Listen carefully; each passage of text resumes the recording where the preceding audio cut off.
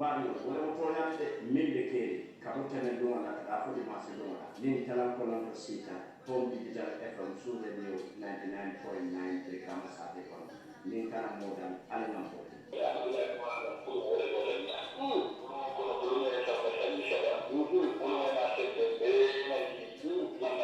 wala mo toñante ibe ko ni talam ko non sita wala wo ko tigi nan la moy min be keri kara be keri nyamin do mbasa la wala nyam min be keri ka ko wala nyam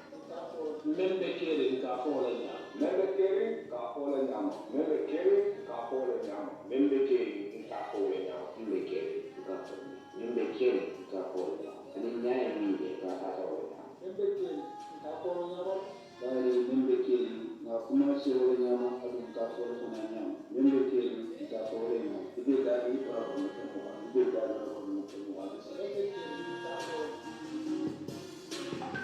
salary man fancy, the married fancy, hard labor minimum salary wage, Carvalho man fancy, it's like they say a life paid to life savings man fancy, like when not the Dino be jakat, Lombe be jakat, Barako be jakat, Dalilo be jakat, Horomo be jakat, no batumo be jakani, Karamba tuba, Bonson be barakata. Badiol sawosan ikakel nyina fana atebai wala mu besen ko la sawosan ziyarati miyaron ko alhaji Mamadou Lamin Jabi duwaja moro wala kanya tukaya wala ya sabu alfa kafo miyaron ko wala besen sate kono ane kafo dum miyaron ko bebe dairate sate alfa miyaron ko bebe foni bese kafo kali general fambulo ane daira president alhaji Mamadou Lamin Jabi duwaja moro anala timbaya miyaron ko wala be bese jabi kunda wala ko be nintandire jama muslimo bela miliyaro ko be Gambia ani Gambia e bantala muslimo be dawoda min ko ibatandila la ko sawo sande ikaziare minki miyaro ko kake alhaji kandira jabi la kula kam ya ko ni nan fana asita be kala November karo miyaro ko abina atire mo ani nano yo ya ko November karo tire mo ani lulora wo wato le khalifo famo alhaji mo Lamin Jabi miyan ko jama ka fane duwaja mi mo ya ko wato la be tambila jama mo nyato ka duwaki bankoy jamano e anin duniya mo be walla to min yaron ko al mutalibuluti anin duwaja mi la be dawda ni atara Allah ta kuma ko mo na yin ko beto walla Allah fa diyam la duwaja mi mo famo e alhaji mo Lamin Jabi ala telephone number isa sotono minulla walla mu 7942387 na be banko e bantala dum 00227942387 walla ni kana moda mobe dawda misir mobe dawda ni musawo sanati ka ke pesa satel kono foni Mama Lamin Jabi do mo lo ko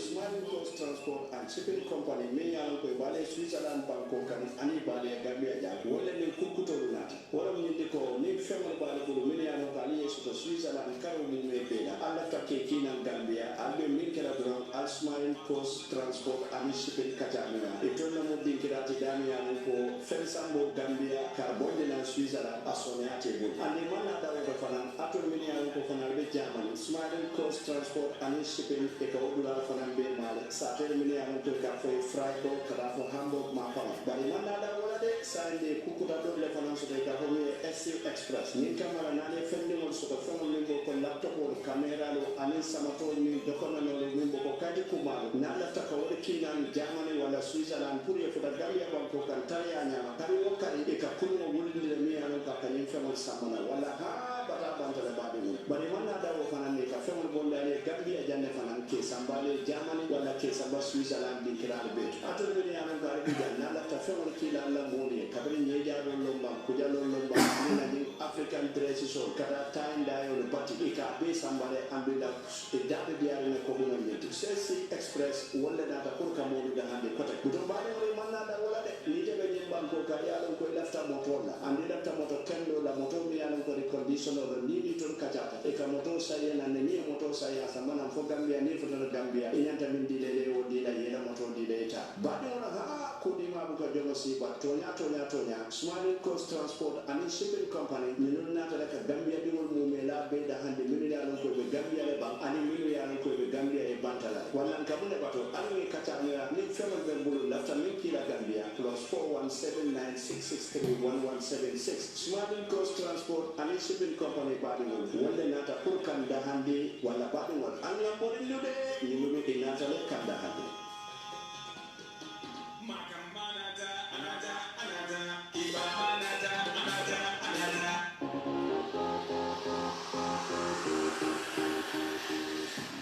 Supersonics Money Transfer is one of the Gambia's leading money transfer providers, offering a secure and inexpensive way to send and receive money anywhere in the world. With Supersonics Money Transfer, we believe that sending money from abroad should be a simple and secure process with good value. You can send and receive money from USA, Canada, and 33 different countries in Europe. Receive money from any Supersonics microfinance branches, Reliance Financial Services, and Afro Express branches from Banjul to Basel. With Supersonics Money Transfer, you can receive money even on Sundays and public holidays. Our network provides a wide range of payout locations in the Gambia. Visit our website on www.supersonics.co.uk or download our app on App Store or Google Play Store. Supersonics Money Transfer, easy send, easy receive.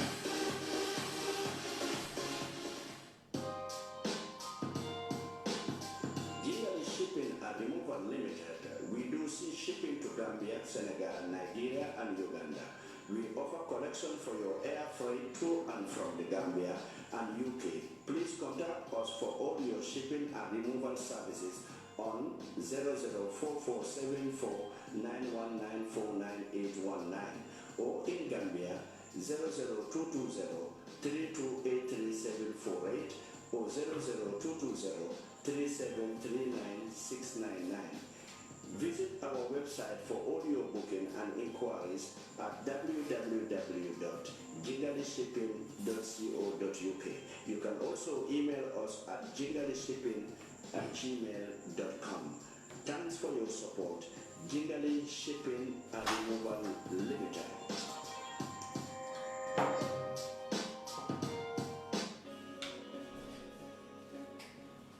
Why do we say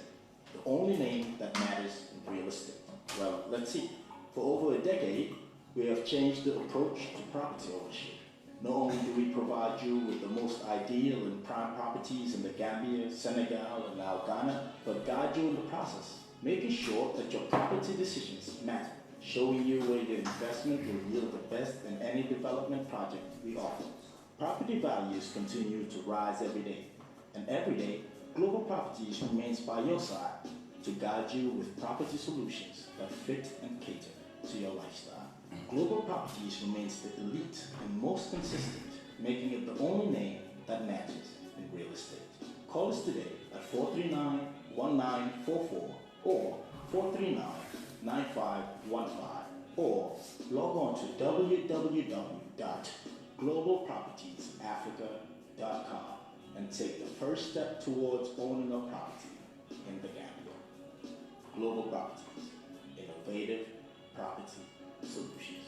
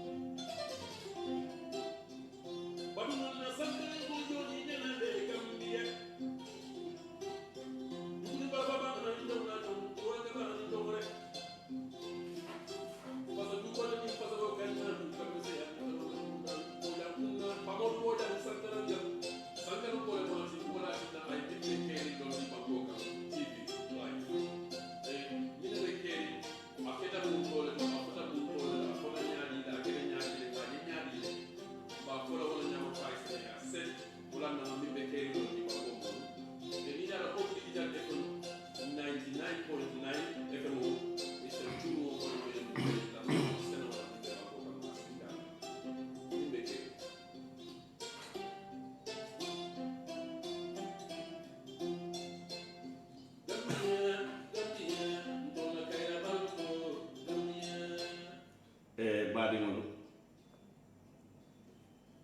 mbaadiŋ lamoy laalu mbaadiŋ jibeer laalu mooɓe daawoɗa kabirin Gambia fo Gambia e bantala ngal mumela be konton altola anali jamon dawolu misilmeya kontondirola nemo anin kiiso baali kontondiro kola baadiŋolu nsali bisimila e koten nañin programme o to min be keeri nka fo wala ñaama nga dati wala ñaama mba fo ka wala fana ñaama andum fana ala subhanahu wa ta'ala ala man sabayato mbe continuer la ka banke wala ñaama bari baadi ngolo janni nalbe dunna programme ko no folo mbe la fila ka programme o dati ning ate dati ñaakini mon la wala mu ñindi ko ka dati ning man satalla toma kum faya kuno kaake ko ate ɗon man somi yanon ko ayen tulu dada amman tulu damma dada bare femo dadare femote ateleya be dada bari adunya tan tulu hadama dimon lela alla man sabayato kambula fisamantelu kono dadaru la fannala bari mune hadama dimo bula fisamante dadar femo kono wala mu ñenti ko fengo fen na ka dada ala subhanahu wa ta'ala tele mu dada laati fengo fen na tiñata setan wala mu tiñar laati bare ala subhanahu wa ta'ala ay dada fengo min be dada anata la dada fen kilin na tombo wol kono aya kumandi ko wala mate fango teroti wala nata ke jumati wala mo ntolu faŋo la kunti baati Muhammad sallallahu alayhi wa sallam ando Muhammad sallallahu alayhi wa sallam amambo dafendolu kono abotantolu hadama dimol le kono ala ya ka terti hane atara danta wodoron nela ala e kule kentole ye ama minke dadar femo dole bara manna dawala ala ya tele kere tombo bayri nga nyimuta annabiyo mu to malla ko annabiyo mo min yalon ko yekina annabiyo mu yeki ila mantol leka bari Muhammad sallallahu alayhi wa sallam ya taki duniya bele kam mantobe dawuda ni ne ya sabu anata Muhammad baake dadar fenti mi yalon ko ay wala fisiyande dadar fento man beeki adama dimo maake Muhammad ba famo maake bare mon la duwa famo maake bare Allah subhanahu wa ta'ala mo kum faya kuno lati min diyata ka wala ke anda ko ke ndol jongol man kuno woto amulunta ko ke fana wala mun tol jongol la man tabe moti walla la umman sabayato wala ya sabo ay Muhammad sallallahu alayhi wa sallam aya ke jongo be fi samanteti aya ke dada famo be fi samanteti badi ngol hana tala danda wodoron nana walla tolo hadama de ngol be ndolte bolo nola Allah subhanahu wa ta'ala kato ko aya bele bintulla hani atara danda ni jo famo dam mala man so mi alon ko te bolo nola ma atele balu wodila anata nyaadi la dadi la tulo di la simo di la sondomo di la femo fembe bala tele ya bila alna hadama de ngol dadar nyaaki be tubabo li dadar wo dadar ke hadama de moy dadar wo dadar ke ni man suder noje ise kole noje walle sitir noje bare alin tulo hadama de ngol jibe dadar nyaami ite dulaje la dami yalan ko sude nolo ite dulaje la dami yalan ko karal kulolo bari ite dula fana jela dami yalan ko ya kole walla wolomu dadar lati hadama de mo yele man der lati wala ya sabu tolu wata wol bela na min be kerin be lori min kan wala mu watolu be la ka Allah subhanahu wa ta'ala tentu ka jayi ka warande alngan na mo kunda dibe hani tata moya biya yeso dal simo ne sa tentu ya jayi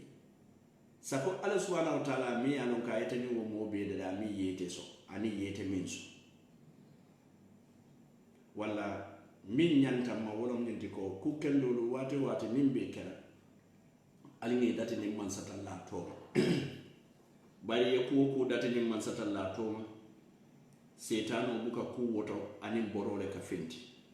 bari setano mo hadama jaw baleti badi wolu ni wokota je se duwana sabante furele fo Allah subhanahu wa ta'ala se nemo nin kafaro ke kafolo na kuti ba fa Muhammad sallallahu alaihi wasallam anala dimbayalo anala saybulu anin misilme sabante fure to maru be ala o mari ala la dunyoto ay samba jannatul firdaus nse ala subhanahu wa ta'ala dali bi fanam fonna nyinya wala luto fa sen tankan ne wala masi wala bara sen manta be ne wala kayro ka kando nyina bul kum fa yakuno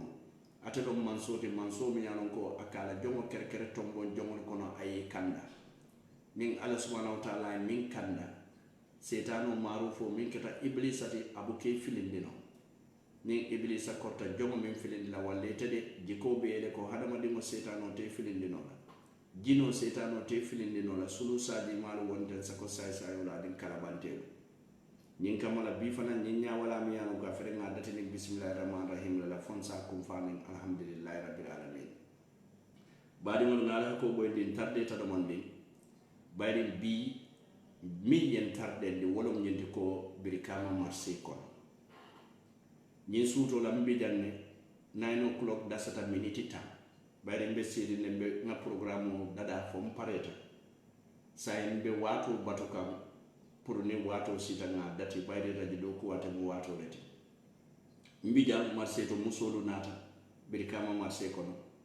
marché to kelu nata kabona birikama marché kono ibe nata fa home digital fm jam bayri ngani tandi mo be la ko tolude home fm home of mimbe keri na korda ntolu man na jam pour ka police la do ko is a division of labor police ni la do ko tala media ni la do ko tala mo min kasi marché to do ko tala be bulu je area council min yaron ko ka marché to ko to fanan do ko tala be wol bulu momo ini la do ko lo bari wolle natan kamma yen samba marché kono nyen suuto kabirim futata marché kono wato minna birkama area council la piaro nata janne de nay kacha soto bara min fo birkama koliye wala nyenti ko birkama area council ka marché de fita banko ka kodo min bejo mi yano gabita fo million killing anin fe atandi ko e ka essential lesson moto ba woro le be bulu mini yalon ko kanyamo ko karobe bara nata nyim fanal la faaje ko birkama ko kana mira fo e tulu doron non birkama area consulti bayre birkama area council be west coast region ne jam bare be birkama area council jinin kala minna wala nyenti ko ni ataral man tara birkama damaye faya sabal buka ku keno birkama sai mbeni karo la altel ka ku keno muntole kato ko dita ka burfutu birkama ko ka min chulluko burfutu ko ka wala chulluko wo chulluko kilimo wala sukutan ko lu battala marseto wo chulluko kilimo wala gonjurun ko lu sindi e manta do ko wala bari wo chulluko kilimo wala botanan kabirin kallaji foka nake nan birkama la sai mbe nyin karo min kala wala nyinti ko birkama area council itol ka mun tole doko bayri nyim malo warata baake altol min be ya don ko tumando bije modu min ya don ko be la moy ka radio to nyin tembo to wolta je non e ba moy doron na baratol min be facebook mbe mo be sasila yatan na facebook to pamo du boja na futata na facebook to albe min jelani nyaala bayri ko hadama de moy min jaar nyaala kala won ndun tabir kama marché kono wato men ngaminiti mo wanda malaka di miniti tango be lara o miniti muan kan doro nin kura mo findila na marché kono nko no wonda nyene asabu watu be la na lopitano lo katara fari dindi mon be sasari ke bale be sasari mo bebe sasari Gambia be keta nyoku toti ali alo mune mo nyoku toti kato ko nka balu nolela nka balu sun kamola kono nka femol mi wafi mindu katan kono do kono inni nodu nin sun kamol le kadum kono do kono ndolbe kende ya no nyaadi wallahi billahi tallahi ndol man na jam nyo bayndira bari mba jelale ko ngaminu lubula do ko lan kejo karfalu ikanna taxo collect ye do ko ke birindun dabir kama area council akatam fele ko e sorry birindun dabir kama marché ko no nyen suto atol min yaron kan be Facebook altale tan na Facebook di bale adi be mu masi bale bije Gambia andul la fetale banko president moy nyim moy la fetale banko vice president moy nyim moy bari la fetale local government minister nyim moy local government minister tebe munella jumale mo local government minister yara fa wobe busy di neka sefo lu sambanan kamolu sambanan president Barrow State House bari area council lu nyanta do ko min kala woma wo hati woma wo kalamuta bari ni wonten minister ni area council beten minister nyanta monekala minister kunda nyanta monekala je sefo alkalo iko ali adabo ndi politiko to ala adabo la banko do ko to bari alko hanida tab dabo ndi la politiko to balate banko do ko kala e na tundo to na marseto birikama e sefo le soto birikama e député le soto birikama e councilor le soto birikama e nyaton ko le soto alko aliye marse bula keta budulati ndunda marse kono marse be keta kamoleti ibe singo lola dami ibu kaso fish market anin birkama area council whoever is responsible bayri nganyel lonko wo birkama marse kono duty fulala ka kaninde fish market ka duty kaninne birkama area council ka duty kanin wo mo kino wol bul mon la tabulo lu be lore marse kono fil femol le be lore wo tabulo kam mum fil fen sifal patansel jatol kanjol e jabol kuchal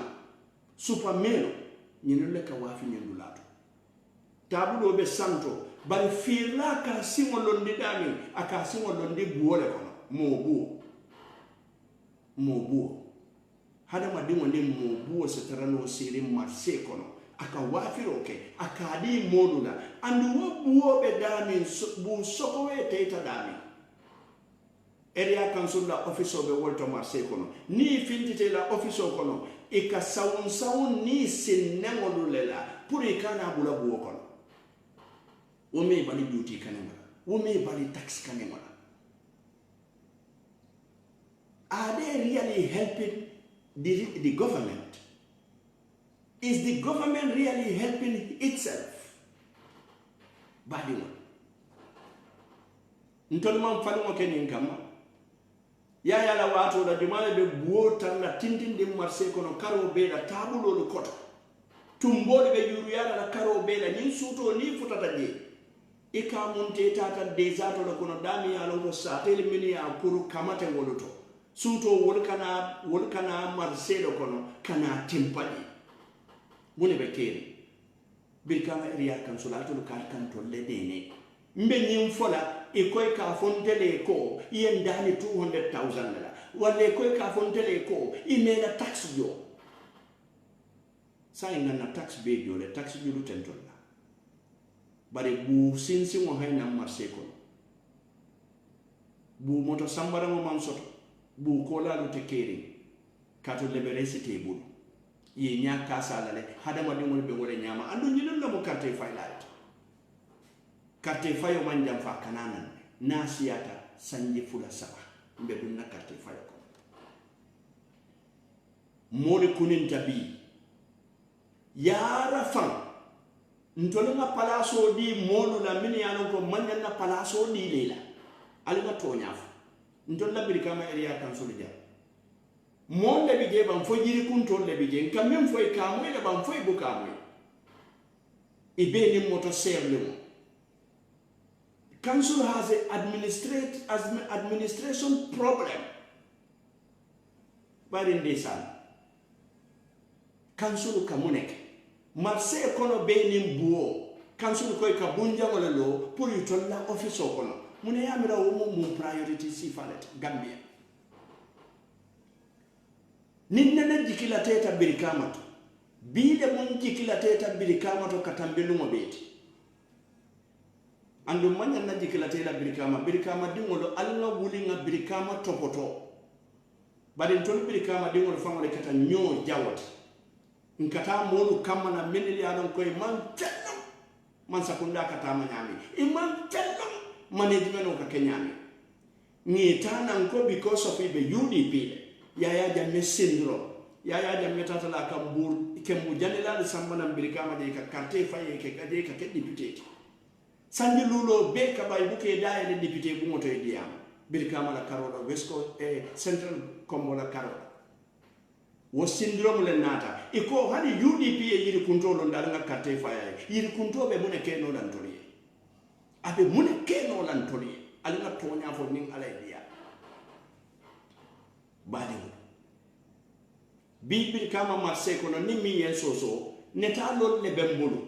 ngalo ko soma nday be sorla dede bari hani tare sorta di buobe bondi marse karo bela nyami ama possible way fitaro min nyininka mbela fela le KMC ko ya na makoy BCC ya na makoy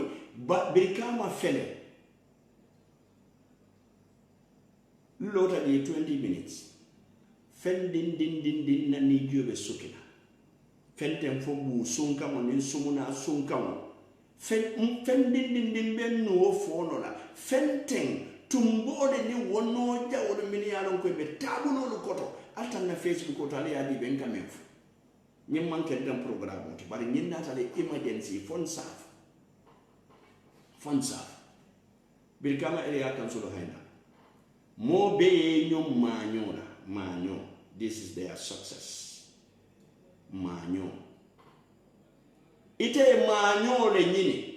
bari yo do ko min di Allah to bu ka do ko ke na manke kanna kodo lu sunya kata be ke maño ñini rala kanna kodo lu sunya ka moto lu sang kanna kodo lu sunya ka balu fa kulli dulalu to ñinne be ke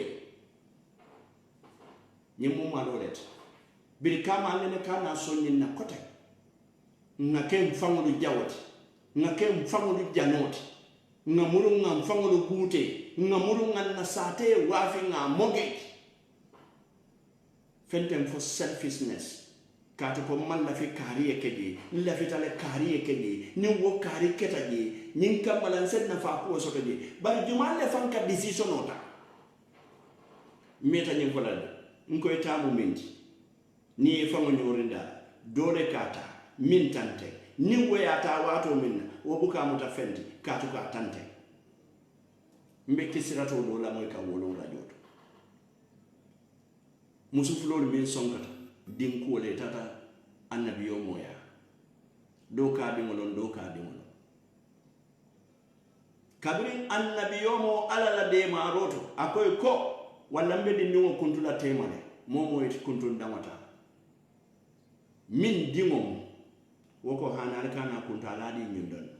bari min dingoten ako tonya la kuntu walla Brikama alin kana nyor Brikama dingolo fondin kelu naso wara batan kono nafale dia mu kensam nte fennyina nte ndabula la kutu ntoro mu koman ko da malet nin dolu nata ni kidimandi nin tata fongo warke de wato minna ndamalu ka saba koma nkandabula nyotulo kono nka foila keman betia aya taran tolle ngakedi katu ko itamu binti ika wakili le wonyini bari Brikama fondin kelu alu le Brikama dingol fondin kelu alu nyo kafu nyo la leta nyi marse kono ba mbal le kafiro ke ni marché kono mamol le kafiro ke ni marché kono mbinko le kafiro ke ni marché kono andun kana murun kon na salary mansia nin na salary mansia wala nyanta sasale nyato kontula bay na salary nin sasale sasata en na modu mutante jarano kato gambia fotata state le to nin ko do te bulida mo sasato be fale mota jibe bari mbe sirin birkama be tinyana yenna kenol mute be kuntum yenna kenol mute be wafi e murunte na dulal min fananta ye wafi ye kuntum manna wol mutafendi ni tele yeddo ko ke ni wularo site ka sey yali to de taji ni tara senyare ntoli yabe sunkandi ni wulte la nafiki yalla wato men e ka fonya ha birkama da mamanke birkama area council is not only for birkama womu hypocrisy that and mediocrity nafikiya anin katabaniya bari nin kansulor min nata wali ya jela ko kansulor min bota jaye famolo licin ye bungolo lo ye solar keya ye SUV lisan ibe kidila ni ye je ko job dola bi mo hayna kada taramunto abe sun kany de adeta mun solo no mari e duty table marsetu ali e kanin duty fulala ali e muru ali e wulindi wodulal minu yaron kalma wulindi no wonni la tabulo beketa buwoti hadama dimo la buwo tabulo this is disaster. Sama somonda Home FM fengo fenka si marché kono mbe futala la le somonda nalbe diamo nalbe kata soto le sama mimbe keri mbe kela marché do kono kilibulo mimbe keri mbe dunna marché kono sama mbe modu nyinin kala ila bata bundalula mune mu ila kodi ya koluti itolbe mum batale feska wo marché to nyin kamala area council salon mimbe keri because itolma no mimbe keri nyine asabu ka sonko nyine asabu ka wuru mok nyine asabu kalabante tax collector be kono bini yalon ko ka radio commandi ke to do fali ni kalabante ya ten senior tax collector kuna lete ka radio commandi ke to fali ka fo tamantara area council ni atara manke kalabante duti abe kalabante ya alanga hakiluntu manda jam fala je bar sama mbe nyim programme do ko da bayden sama fengo fembe do ko la Jiro FM fengo fembe do ko la Home FM ala ha ko boy ndinye mbele be dunna marché kono nga janja nga marché la alhaalo bondi dunia e bari nga fo mbal susunde la fengo fembe Facebook nga o marché min bondi ala seyan ala ke WhatsApp to ala ke dulado to pour ay futa modu men yalon ko nyanta kali am so president baro na nyalo to nyinga be kumoda na nyalo to nyinga yalo mate president baro na akijo ya farado mimba bu waka jolon wala na nyalo to na min video kan ngamin bondi birkama marché ko ngake Facebook ko ni president baro nyalo ta kan alkana kaso diala ni wonta be tayla because abe jolon na le fentem fo ni ko ya mimba mal nyinu be musulu sadi malet ni wulite la o kata bani yadu to iko kata banyo ne kata president baro re nyanyini ike famol bulande baro youth movement no kono ikate ka fo president baro en tonni tonno fato di amira wole baltuna nyim palaso to ali do ko le baltuna nyim palaso to hani president baro ta te tuno la nyim palaso to na man do ko modu ka dankaro min kala fam wota tan tulani palaso ali e mod la kodo muta ibe sirim buolu kono ite amira hani wo ma danka kura e wonu ma je wodanko be bita ton de kan andu wo kura ma mi e wonu ma dunia nyoda man fe yal nale mala hakilotu wo kura kilimo le ba alla bindi wonu ma ala alla musol ma ya alla modu ma al kamino do balande ni wo haramu kodo la annanta mindu de la marse kono ka ni to boto alma to nyaafu mune bekere iko New Gambia nyanta kala Gambia senu walati New Gambia nyanta kala transparent Gambia lati New Gambia nyanta kala Gambia lati corruption free bare kunu Yaya Jammeh da mala be corruption ona bi banko bele baka bi molu man sila president barola molu man sila police ona because police ona buka mo arrest kai corruption ona ke nyim banko kan hani ko corruption o man ke luwati nyaati nyim banko kan nim wonten no ti di woti the police station o be farin tep police so they have to work with the media. Listen to the media. This is why the Western world is improved. The Western world improved because they listen to the media. The media is a watchdog. Ajakalo wata. Police ol buka mo mutaja miye million sunya. Ni ade min mutadoro we si se kilo le sunya. Ay dala standard le sunya. Ay dala se kemenan le sunya. But million sunya la.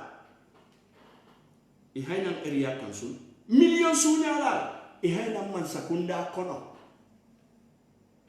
Fale nyama wolji. Bari mo ni ngoda woto tariya nyama nga fale Gambia dingo.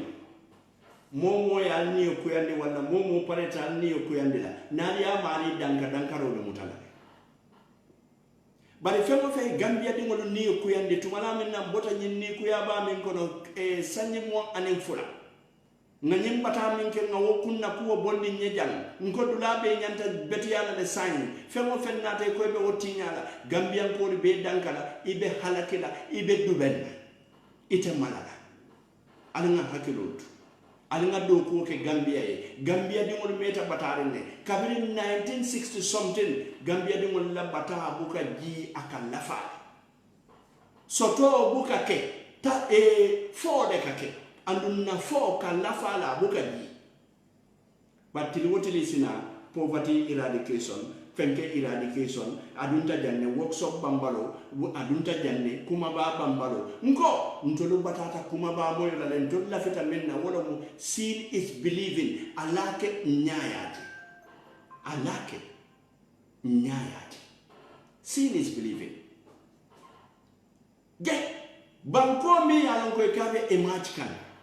banko mi alon ko ikyo nyato tale bije wo banko la mol kasim marseto ika domor fengol wafi buwokon amanke tonso bot amanke wulu bot amanke sise bot fo hadama dem bu mune beke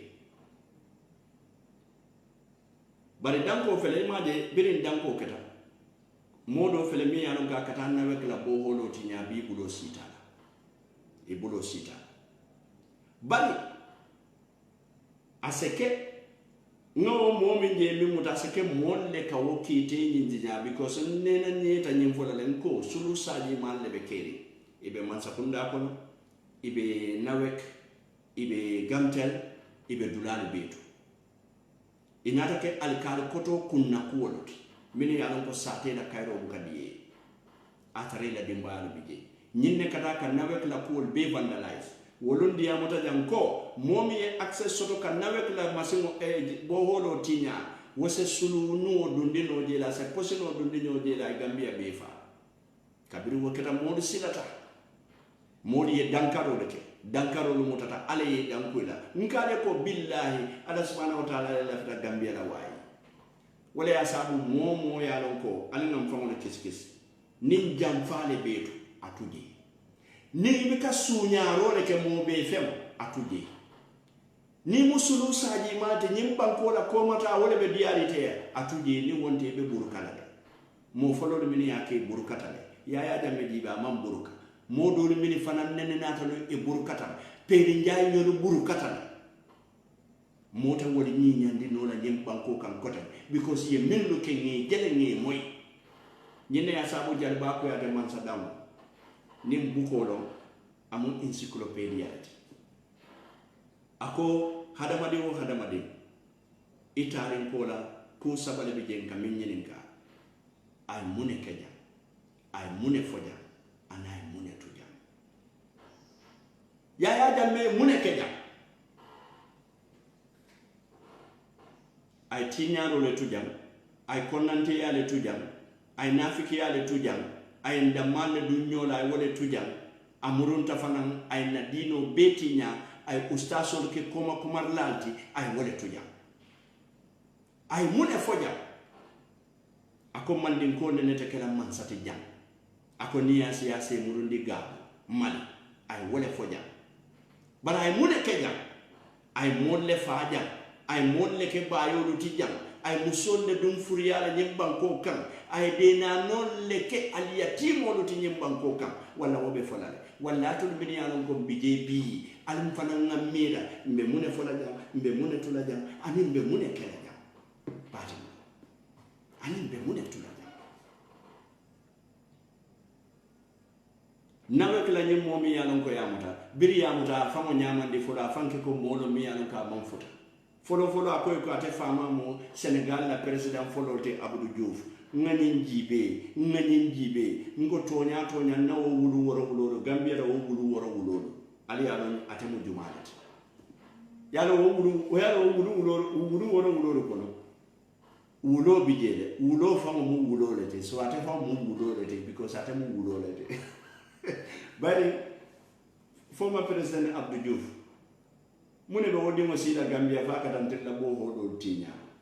ngabra Abdou Diouf dimo ningo be bo hol tinya kala bita Macky Sall la bo hodo le tinya la gado Abdou Diouf mo manza ko do de Senegal bara ngam manza ko do di jang ngabra be weka abota wala ko da kate bota Somalia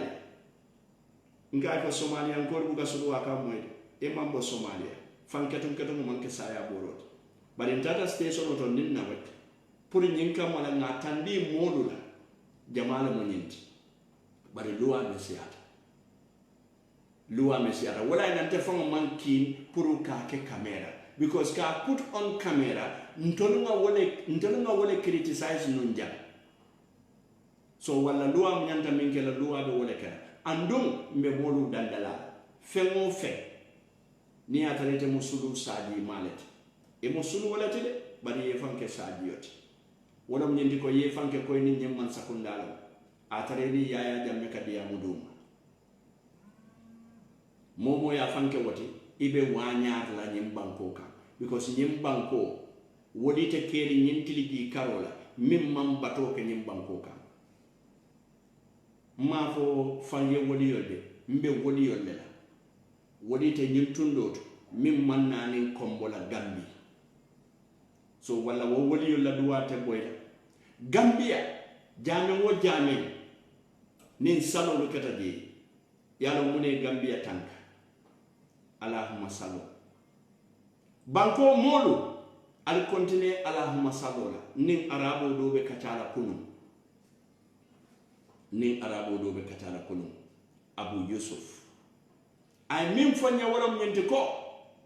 near the West Africa beteng because of Allahumma sallu wala Gambia mo kana le bondi Allahumma sallu ndol man ken lonnati bari lonnal ye min fonni min munte famo karamoti ala o mare ala nemo ni kafaro kay ala ya dundi jannatul firdaus min mo Sheikh Samsidin Haydarati Jato ngani mutal akoni ala masalo ke salta kilama ala nala malaikul be ka salimane ala nala malaikul be salita jongo min garantiyo be o jongo yele de ko ala duniya be dial ala yomal kiyama fanan be dial bari nyin ala masalo nyinden to lu bondi Gambia ja nyinde ya sabo ni mi ye kuriya ke do ila fta kuriya le ka tenkere ni ya duku ila bungol kono ka tenkere ni ya ngunu ila bungol kono moti je fa wosomo ni findita ika tenkere katu ko ala masalo le bento la jam wala sulu saji malum mbale mfengo fe sunyaro ke ni bankoka wallahi ibe madulale fengo fe mo be tata ni bankoka ibe madulale sako mol mini yalla gon desan hada ma de moy be mi da fengo la mo be na fa fengo iko ta katale kata wotinya mun na fa le beteji sako nga mo min je min be wotinya kam hani atara wo fengo betinya ta min ka budala wona ta ke president wote ite woke no la hani konsimbelo te sako sake no fendote sai mune wugula police ko kana fenke silo le bide andum mam police mam any objection sotela for that ila do ko don to mando bide ni nga parade num camera nyatre wala that could interfere with their investigations because it don't be investigation. But nyim banko bukata kude. Nyim ko keta nawek mun national water and electricity. Nyim banko be ma fo santo to kolong bedami. But if femo fembe tinto abela dio kabona nawek. Ninga moso to minka wo holo tinya. Andu aya tinya minna niyo haima wo mu million wallet. Wala ndenga mera nene nga nyim foja nenko fankatun katun ngone manke mo sasa borot. Annam ne ñun na motorcycle la alba di la kiyama non alba di la kansulo ali wo motorcycle de chika ali wo moto de chika ali di polisol ali di polisol Birkama police station auto police post jelle be nakiri Birkama police station ba Jida number 1 Madina number 2 Dirima Kolom number 3 Kaba Fita number 4 Birkama police station on nata tara tema ali la moy ala fonye do ko be keri njam fo do ko te keri njam Birkama police station on nala waro Birkama police station on nala bizio nene man police station de Gambia kono min humbata katambe Birkama police station moto tebu moto kilinde be bulu wo moto pantale moto tebulu Birkama be warle nyami hada madimo min bebe Birkama ando Birkama station o manke ko Birkama da malo kabiri yenye suspect muta nawek la security li ya muta ye Birkama police station commandi according to the reliable information because I was there moto min bita nyimmo kurmo kamala na wulo kono moto mansoto ye taxi le luas poliso ibulata taxi kono itata wulo kono katani vandalize kamana min kan nawek la kuol beti ya moto table ni Birkama police station one of the main police stations so woman moto soto nene nga fo janne Madina yalo mune be wol bulu puso wala be bulu raida ba nyaati de mona comme Indian film ato mi Indian film lo ma fo sa indi wala yaron sa Indian classic le kapin barato mi yaron ka sole nyolo jibe no al karamba nyolo jibe parvaris nyolo hum kis hum na hi ato mi yo film lo imagine Indian police on the pusu mulo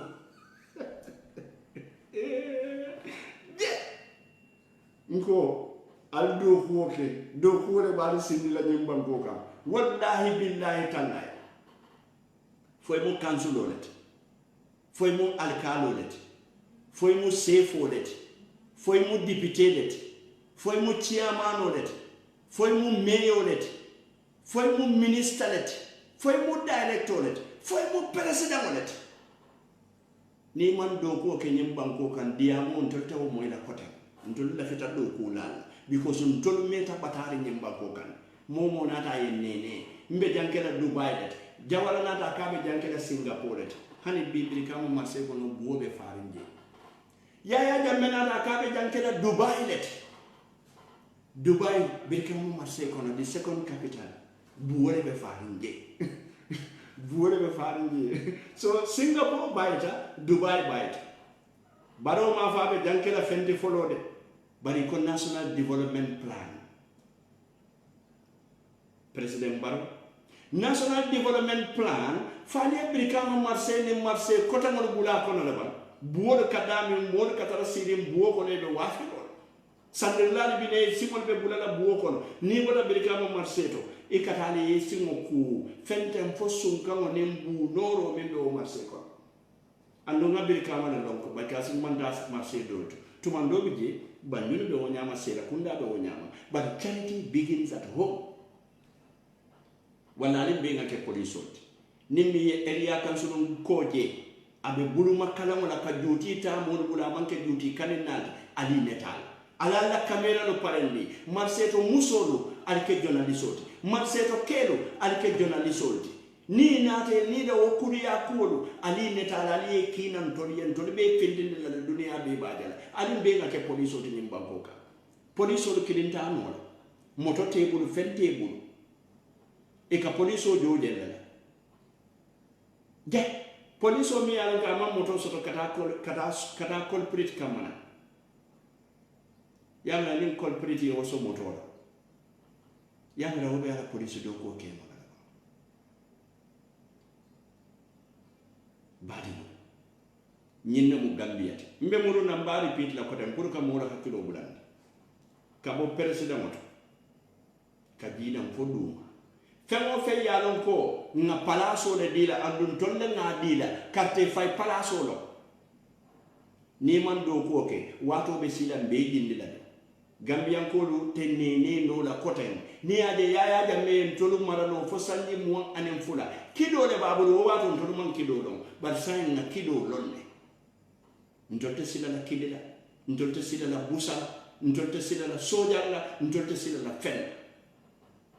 to ñambe wala fo la ñim banko mun tolle tati sojalo man fisiantol to ñim banko kan police o man fisiantol to ñim banko kan president o man fisiantol to ñim banko kan minister man fisiantol to ñim banko kan moti je mi fisiantol to ñim banko kan mbele den ta ñim banko wala nga ñim banko dada ali be nga den nga ñim banko dada ñim banko de dada no la ni da ko ma kenza mo da mala bar ñim banko e min ñini ka wala mu commitment wala mu ñinti ko ye bala fasoto yalan ko ñim banko muy la banko lati ye fengo fen kedam iman nimisa na man kete nyaala wallahi asakela modo nyaala ali ngam hakilo lutu momo enyanta fenne fila jam sinin somo mbe min tandi le la dimbaya alla kali nyinne keja bari nite man fen keja ite yamira fo diamo kensa mo ba sabula ngetuje njetula de gambia ko awayata le kato gambia dimo lu tamata gambia dimo yalo de mimbe keri dunia karadolu la gambia dimo min fanambe suwo kono nin kuno ya mira fo ila kartelu man na fasodo bi yalo ne ko ila kartelle ka modu sindi wala fanan ka modu wulindi ka foko katebu ka president wulindi wallahi wo munde nedati yaya jamena la sembo yaya jamena la kodo yaya jamena la kutunkanna yaya jamena la kidodu yaya jamena la sojarodu yaya jamena la paralu yaya jamena la busodu yaya jamena la dajawialu yaya jamena la mojawlu katele yaya wulindi abe muntole buna mantra equatorial gini bismillah baade ko saybe telefono yalla bayde radio ko mo wato to miniti muanda mala tutaje so minute tan something na tutaje so be telefono yalla nyente moto na telephone number is 6391302399488 wala mo telephone number te dukare alal commento moderate nalbe diamura se diamu kuke momo minfo you are responsible for it ntenga minfo I'm responsible for it altor fana mimbe telephone la ni minfo you will be responsible for it alna banku do ko ke bari banku do ko kana sabu ngati nyaaro do fana sambana muto nyente mboto mboto nga telephone da forota assalamu alaikum allo ini mbara yo pasule ini mbara mo kende bismillah programme ko aha ha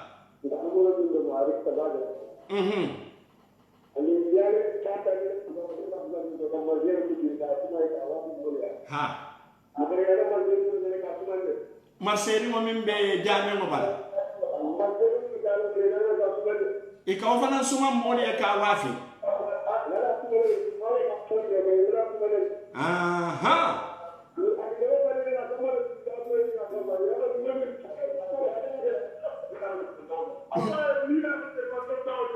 wala mutonyati okay ala baraka kutum badi modo matu ngani ndo fananta assalamu alaikum allo assalamu alaikum wa alaikum morke ba to di ma do ngani be komando la montole birkama nyambaye bismillah programme ko lolu akamda ko be ka be wala mutonyati mbadi ñaadiɓe tawne ndedu won kate kadi ɗiɗi tawtoro digite anniversaire mbe janga fof ɓureyele tawne ollen walam toñaade ya de brikama marque de té ko men ko ko tam ni ko ka te na me tambolo wala mu toñat wala na de ko alna ta de tanya pali pati tamani na tamu ha mo mani da sona ko ni pa de kada tamte tamite do ko kan ko di mantra ka wala mu toñat kon tala ko gatte ko kan ko gatte tanya wala ka kan ni di da de ko Para cadê vai ser o kan comissão que o kan luz me chama de cadê trono. wala mu toñat Então vale nada de cumprir em noite. Ali na para quando pula ali para dentro. Na papel do mantibe. Nem é possível a tani batumi saber marcocan. Ali o san dire bahaman al jama ku. wala mu toñat Nasla banda tanya ko gogo. wala mu toñat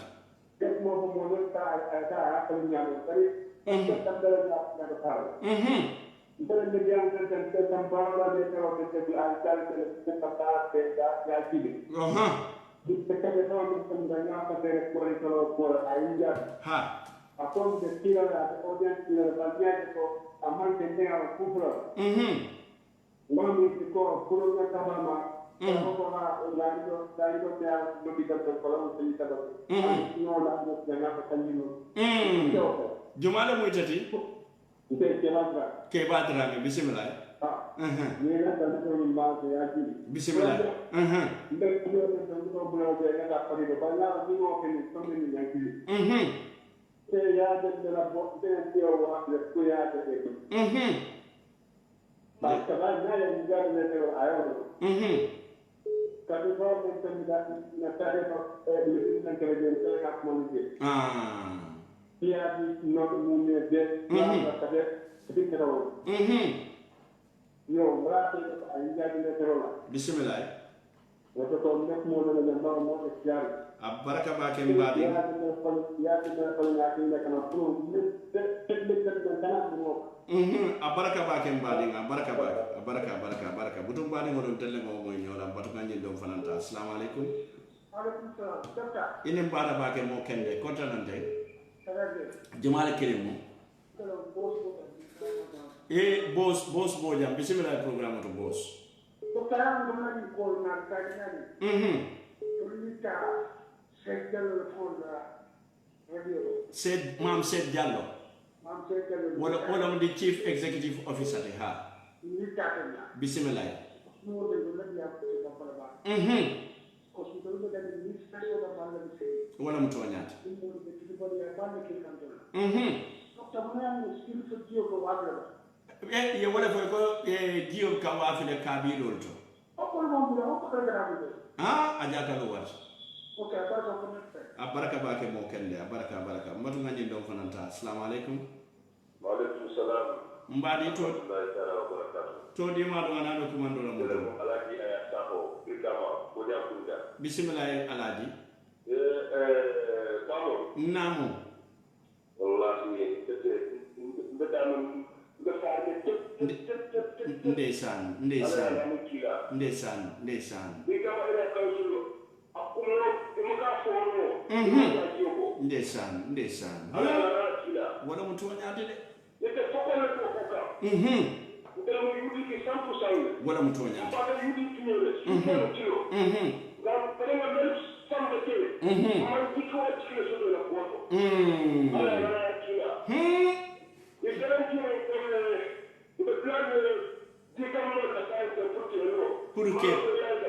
pour que lo dula jumano so man bina marché to nade wala bismillah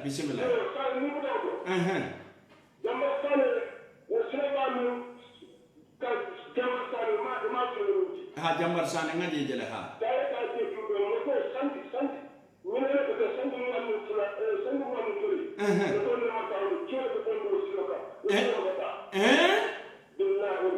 Allahu akbar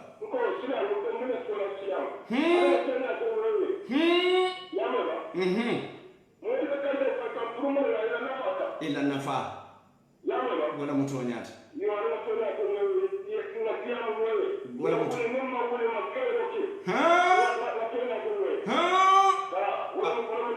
abaraka bake mo kende abaraka butum badi ngono wala mo alaji sahoti na tentu ngajayi hansa ndron ka tandi alla ko dron ala nga do man dron brikama area council nyindoro ne ba sadula ye falen bari ko na be kede ngande ate bono la bari na nyindi amolu wala be din ko falen na bari mbato ngani don ta assalamu alaikum alaikum salam nam tapi so mo jira do ko bicara na pero mo kende jumalum ndal di bama ko ko li dam busurandi bismillah mo kende bismillah program amba ile kan mutoyan wala mutoyan digama masse ko ni dara ni mo ma ko ye bagara ne de ko ni ko de ko do de tamba kan mbota jele to na samato be keta buwoti itu nih mau dia yang fotonya, mau dia serial malah, mau soalnya mau kalau balik bukan aja. Wala mutonya. Anjir kan di sana tuh kan ada yang mungkin dan posta masalah yang kita dia mungkin ekonomi. Busuranding. Hadi makin orang itu jamaah orang tadi mau kumpul kabila boleh nada tu, kita makin orang itu. Bismillah ning ala sondam be taman na nanje fana neyam. Okay, ngaku report police le no bai ko itu ko gunjung ko sibiti no binala jana ni busar tu ko beta dia amono to sunyala de. Ako kadung manta ko na ka jani ngapon ko ye fom bada da ilong du te ye jani sibiti gunjung ko ila bai le do gurna nandan. Abang sekolah di sana bohol sama awal dengan sahaja kalau dia ketinya jangan ni, kalau kau nak dia dia ketinya kan dia sahaja di mana jangan dia kau suruh sahaja pun. Ntol fana man dia sotono dia ketinya kan. Hani bohol kilim, ani kilim ni madi na sahaja pun bohol sebab sonan. Abaraka bakem bading, abaraka. Abaraka bakem ni sekarang dah pilih kaya nak busur dia dia mungkin sama dia, ni boleh koten. No problem, abaraka bakem, abaraka. Butum bani ngolon tele ngo mo nyora ako eni gonjurum ko lo tema bari okay mbatu ngani ndo fananta assalamu alaikum alo mbari boya ko tanante tanota den todi madu Mustafa Birkama Sanjaba bismillah program ni program o mbaya mo kende bari gambia la ko be kan ni man ni ko pare ntitano banque nga tini ye kudo ako mi ye tido ya etla kuoko ya non ntola gambia ya mi yem patal jama ta ke kumo mandia wala mutu wanyat ni atara pati ruli pati limbe ja ni wala president tande wala di kala wala di geta maitra di ko wala mutu wanyat e kala ke wala jamana dan mai tarano kalkulo ko wala mutu wanyat donc kila ni ruli pati député beta ruli pati kalkulo beta ruli pati kianano beta ko kala ni ngadi ase kole ibe ko kili ibe la ke ni kalkulo beta ko kala ni ngadi ya ni adra ko president e kante fa president e fido a ete ni wala kiti je ni wala e ate ni ya ko ni ne kalkulo ta ni apa woy ni ne ban ko ta ni ko ni adra ko wo ko na to no kalkulo ko la ke ko ban ko ti ta ase kole ya asa ko wata baraka ba ke mbade baraka butum bali wala mbene ngo mo nyola wo mo kuma balati mi yalon ko carte fanyal bare batu nga nyinta raji doko watu bitaka ne batu nga nyindo fananta assalamu alaikum wa alaikum salam mbadi to ni mada ni ko man ramu don wandira bu ko mo songo nyomi sika je honorable o famalo wandira bu lo bismillah programme to sikan ko dule bismillah programme to famadu namu inimba na bake mo kende ama alaye amin allah ya rab ndef mo ti defale katro ha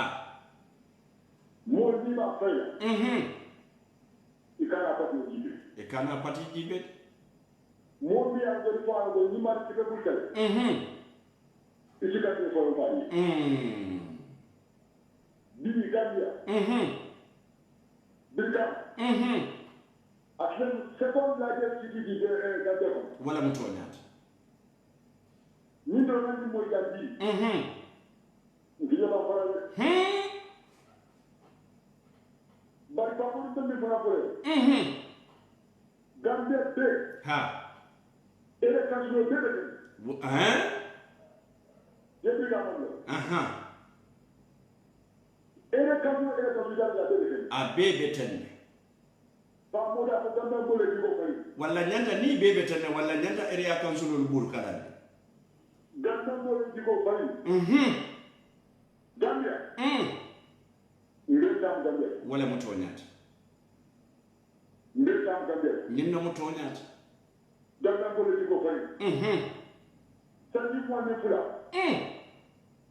Mo ko fe gane ta. Bi ko alhamdulillah rabbil alamin.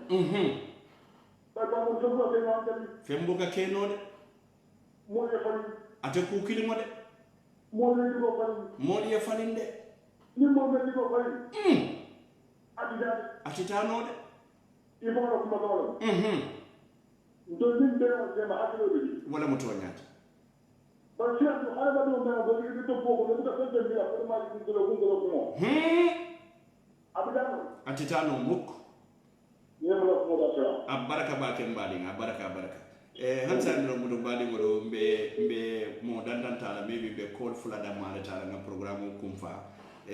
bayani radio ɗo kuwate mo watole te andu wato feɗa ɓen ta kam batugañi donta assalamu aleykum Alaikum salam. honorable Yo, Pawuri wala. e wulare sibanore ɓe ñani Sama ko la tija. alhamdulillahi honorable pa ansu sane bisimilla e programme No la tan mo la la ta hakilo do woni. Nga bi programme mo. wala mo tonata Okay, ina wurun ko mo ngam ko e kansul la photo. Ya la kansul bi de Amerika. haade Strategy plan de de la ko kansul ne de kamara ni wala. wala mo toñati wala mo plan ñaadi Okay, wo plan ni. Wala kansul de do kula nyabe.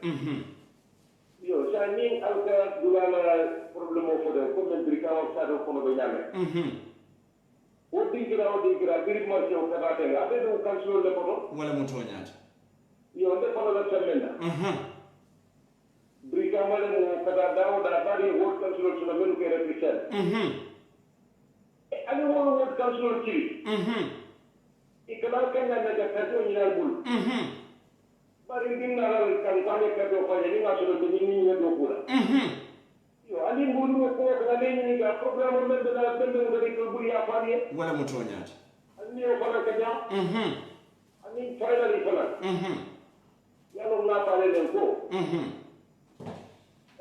National Assembly la committee responsible the local government. Ini kampanye ko non ka ko. haade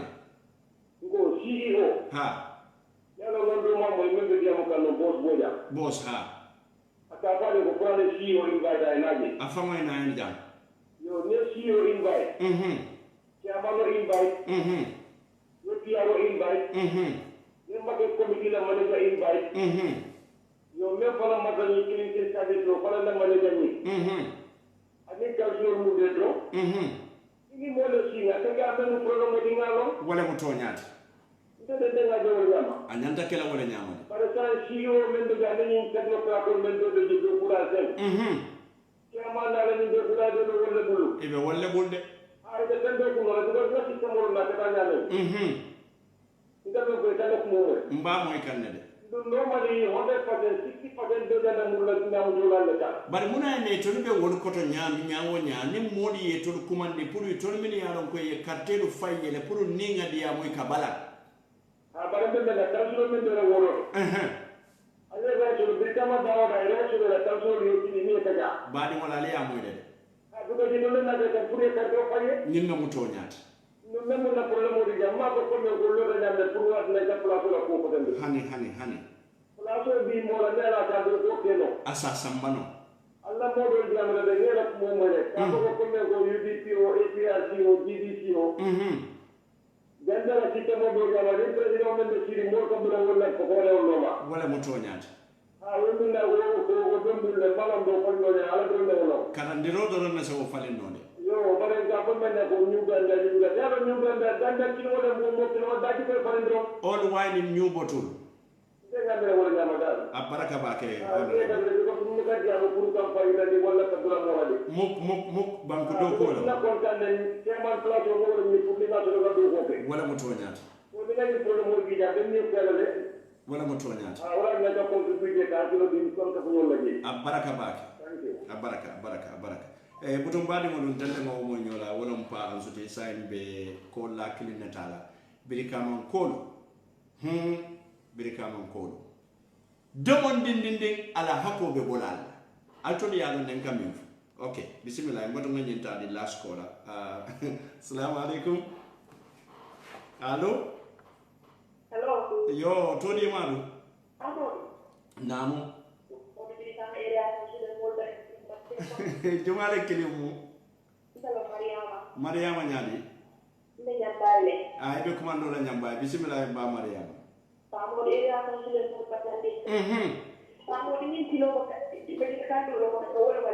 hadi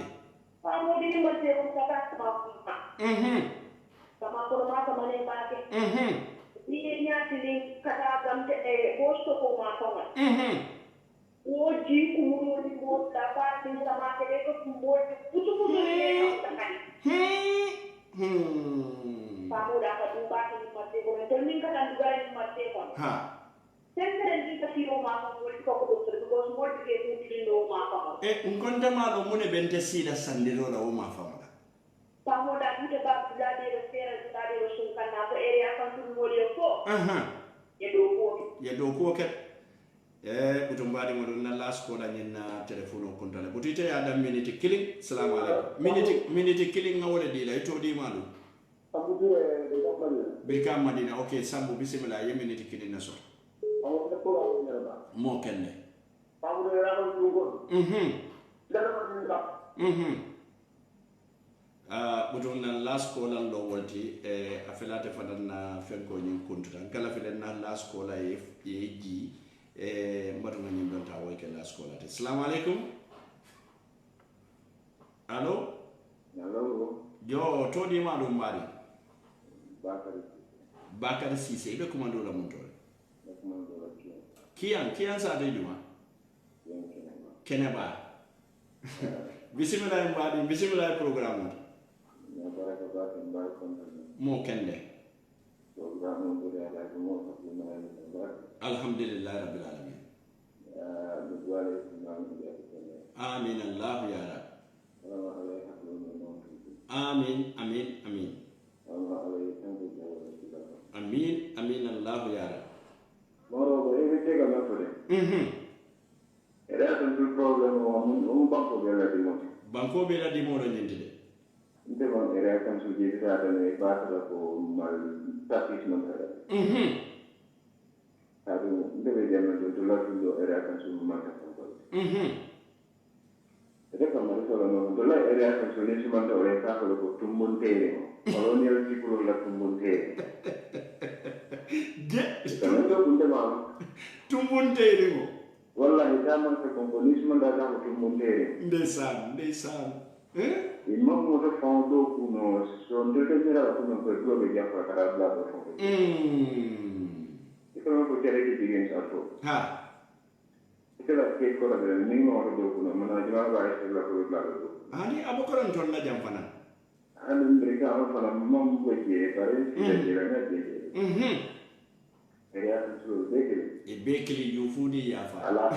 yufudi ya fa. Alah, saya boleh joko mulai kini orang kasih saya. Orang tu ni ada bayar apa boleh ni? Bismillah. Orang tamu fahaman ke pun membuat itu lebih jadi tu lebih mana sama bakal orangnya. Andung kuno minu lebih jadi tu fahaman kau orang orangnya. Ikan apa cuci orangnya? Aha. Ni kau kalau banyak kau kana silap loke cari. Wala mutonyat. Ni yang orang dia kau lele. Wala mutonyat. Ni yang sudah kemudian lah boleh joko ke apa sebab ama alaikan. Si sengana mandi mora baraka. Abudum badi ngolo raji do ko mu wato lati fele wato yen so jannana mbe molu tentula mbe molu jayila bari fanan be diamuna kiyam ko di mbe diamuna man sakunda e hakilotu bari story dole fana mbembulu min keta kiyan kuinalati kiyan nema bari bilali ya kala mutam bota janne bultan ni nakuru ndata kiyan nema wo alkali ya nyo sabo min be kene man sakunda istampo di dolula min iko wolle mo la alkaloti bar sate modu fana dolu farasite alkal dolo ndi ko wala mo la alkaloti ntolu ngamira fo problème o bantani bari problème o bambande wala local government minister ibe nyim minin mo minna nyim banko kan aman nafa soto ila minin mo nyanta kala munati wala mo nyin area councilolti governor's office aninna alkali yalo min yalo ko fitnol bije andu sinin somo nani man alda bulaje faraba ko nyomo binala nga hakiloto ala da bula ko luto wato me yalo ko ibe duri ali sonko kanyu annamna kelo kanjula kelo na datata abuka kanyu no munaka keje nimisore kataraje afele bi modi yankori ni radio to jang katandina ko man sakunda man alkalo min keje ko sate modi wala keje wol koy beela alkalo tolo lale mbe nyin karo min ko na tidi mo anin nanora bare man sakunda de itoli alkalo tombonne ye stampo do di minna alkaliya be tolo bulu bari ta fole manni moy bari bebe talla sirinne bari nyin temboto local government minister be busy ne ke ñun sefo la ke Samba State House ke ñun alkalo la ke Samba State House kata banko karo be da te keta campaigner in chief let al nga hakilutu ki an nema problemo biji nari ma wuli aliyal dabu da problemo wallahi alba fara pamu mo jay ñim fanam fone walla namna sonko namna kelo kanjura al ngata sonko kanju sate kini alkali fula wobuka keno man sakundallo al singonda aliye tonya fo aliya fo nyinuli ko jumale mo alkaloti bari nani ye bula kube kuta keta sinin somo problemo le binandi de andum commission dole be lola andum ne wala reporto fana mbanta abe tula wala nyama ala nga hakiloto ate wo kiyan kilimo fananto kiyan dumbuto problemo bi kato ko dumbuton ko ye molle sindi min lubota nan karo dola wol haynanji ibira yiro be kuntuka sayto fana la fita wo muri e boje wo fana mo problemo tede so wala man sakunda ko nal be la moy kambi edition la problemo be kiyan nema ali borali futaji jannabe escalade la because 24 ni sain tema nasi ata lokun sabal bari dumbuto problemo be je set la sol be damali be nyora andum nga kampanya min je wol fananna kamurbaci kanyo kam wole tutale so wala local government minister do ko min bete bulate mo bulu nyimba ko bari ika muneke seful ya jambe seful min yalon koy modu bute biye wolle mutaye ke santo ya jambe alkalo min ye modu bute biye wolle mutaye wolle ke santo andong the recycling game is continuing ya jambe la minister bi mba karankan ye wolle ke ambassador ti Guinea Bissau ali alo ya jambe la minister gelle be bounce la back wala medanna janne fonen ala en be si wate ko dana ngatendu ngal jayi mbe ala subhanahu wa ta'ala tentula mba jayi lamba warandila tentro anin jayro ni warandiro mi yalon ko amanda ndula soto to malamin na programme mi yalon ko ngadati ni bismillahir rahmanir rahim lala afere nga kum fanin alhamdulillahi rabbil alamin wala badi mo kala kilo bulande don ko supersonic money transfer bi wala bulo ben ni programme ko ni global properties nde kondi mo pamodu bojang ndele be sidi ngali mimbe kerin tv nin tembola andum be sidi ngali fanan sous radio home digital fm 99.9 bil kama sake kono wala badi mon be dannali janne fonen ala mbc mbeni yosi wate koto na wato mi yaron ko mbe munu nali jang koto mimbe keri wala wokamala radio na nyaton kolu Umar Fofana nala modu ngi be tento ngi be jayi en koto ma do fanan be nyam jalamba mi alon ko nyim programme ka diay bake anala dimba yalo ka ko mi samba sabale batch ni tendu famfam jalambam ando manina fanana alkali bala mi alon ka be jalambam min kata mon lamin mondo jatati ngal mu mela be tendu ngal jayi radio do ko mo watoti walla mbe danna janne fonin ala news yi wati ko tenna ala baraka bake min be keri nka fo wala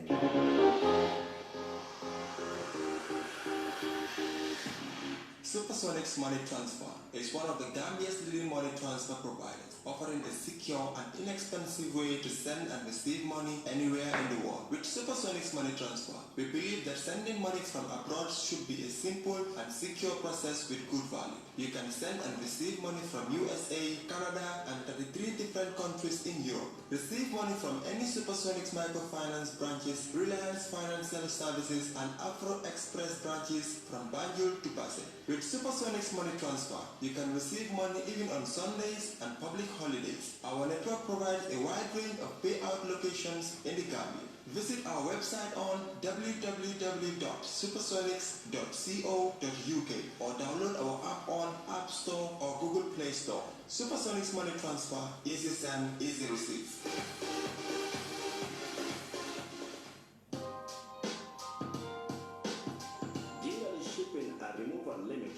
We do see shipping to Gambia, Senegal, Nigeria, and Uganda. We offer collection for your air freight to and from the Gambia and UK. Please contact us for all your shipping and removal services on 00447491949819 or in Gambia 00220-3283-748 or 00220-3739-699.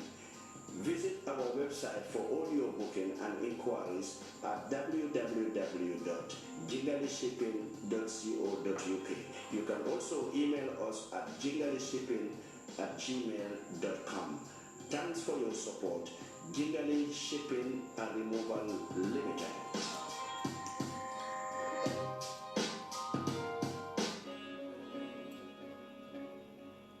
Why do we say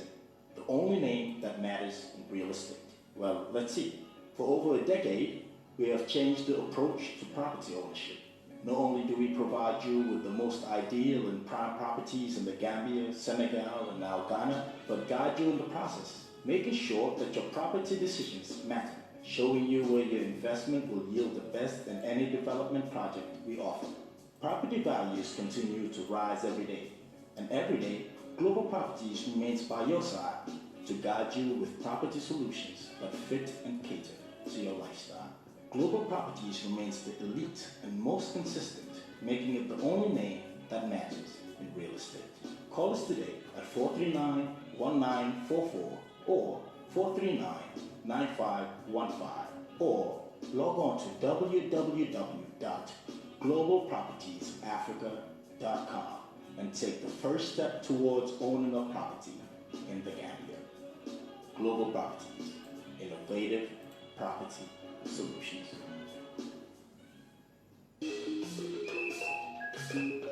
Smiling Coast Transport and Shipping Company me yanko bale Switzerland banko kan ani bale Gambia janko wala ni kukuto lunata wala mo nyinde ko ni family bale ko me yanko ali yeso ko Switzerland karo mo me bela ala take kina Gambia albe min kala don al Smiling Coast Transport and Shipping Catania itonna mo dinkirati Gambia yanko fensambo Gambia ka bonde na Switzerland asoniate bo ande manna da ko fanan ato me yanko fanan be Germany Smiling Coast Transport and Shipping e ko dula fanan be male satere mini anum to ka fo Friday kada fo Hamburg ma fala bari man na da wala de sande kukuda do le fanan so de ka fo mi SC Express ni kamara na de fendi mo so ko fo mi ko laptop o camera lo ani samato mi document lo mi ko kaje ko malo na la ta ko kina ni Germany wala Switzerland pour e fo da Gambia ban ko kan tariya nyama kari wo kari e ka kulmo wulde mi anum ka kalin femal samana wala ha bata bantala badi bari man na da wo fanan ni ka femal bonde ale Gambia janne fanan ke sambale Germany wala ke samba Switzerland di kiral be